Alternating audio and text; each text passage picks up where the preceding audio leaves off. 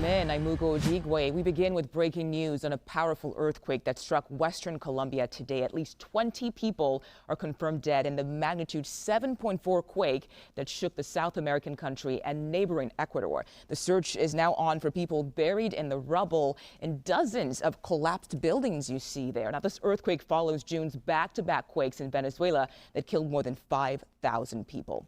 Let's go live now to CBS News correspondent Camilo Montoya-Galvez. Camilo, thank you for your time. So I understand you have personal ties to this part of Colombia. What is happening on the ground right now?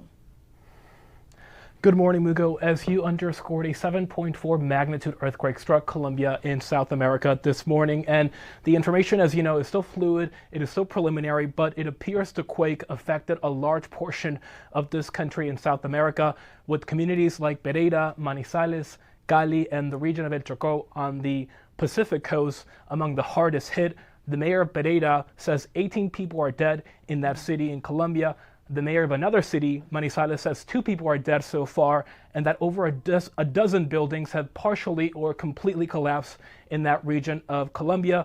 Authorities there also say that the airports in Pereira, Manizales, Quibdó, Armenia, Cartago, and Buenaventura have all been badly damaged, so we can expect air travel to obviously be disproportionately affected by the quake. The mayor of Cali in Colombia's southwest says that at least 20 buildings have collapsed, trapping some people inside. So Mugo, unfortunately, the death tally and the number of injured is, of course, likely to increase. Yeah. Right now, communication in the country has been greatly impacted and affected. I can tell you personally, Mugo, that I have not been able to talk to my dad yet. He was able to call my mother this morning and say that he was fine.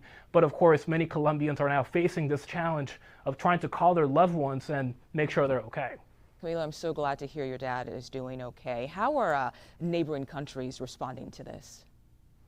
It's a good question. So neighboring countries are offering their support. As you know, Venezuela just dealt a few months ago with that major back-to-back environmental disaster caused by 2 devastating earthquakes. We were there in La Guaira, the hardest hit area on the Venezuelan coast. Thousands of people were killed as a result of that earthquake. It is still unclear whether the environmental disaster today in Colombia will match the death tally in Venezuela. It is unlikely at this point, but obviously some of the videos that we're seeing coming out of places like Pereira, Cali are absolutely devastating, of buildings collapsing and I assume trapping some people inside. Mugo.